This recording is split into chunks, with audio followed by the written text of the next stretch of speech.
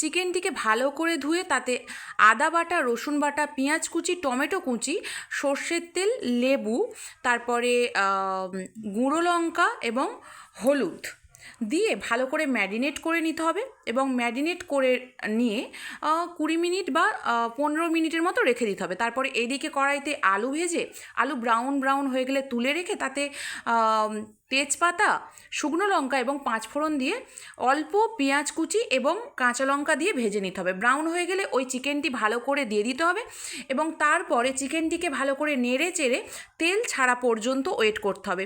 তখন অবশ্যই খেয়াল রাখতে হবে আমরা ওভেনের যে আঁচটি থাকে সেটা যেন কম আঁচে হয়। তো যখন তেল ছেড়ে যাবে তারপরে ভালো করে নেড়ে চেড়ে একটু পরিমাণ মতো জল দিয়ে দিতে হবে। জল দিয়ে দিলেই মোটামুটি আমাদের চিকেনটি হাফ রান্না হয়ে যাবে এবং তারপরে জল দেওয়ার পরে ঢাকা দিয়ে যখন আলু সেদ্ধ হয়ে যাবে তারপরেই মশলা দিয়ে নামিয়ে নিতে হবে। চিকেন মশলা দিয়ে নামিয়ে নিলেই আমাদের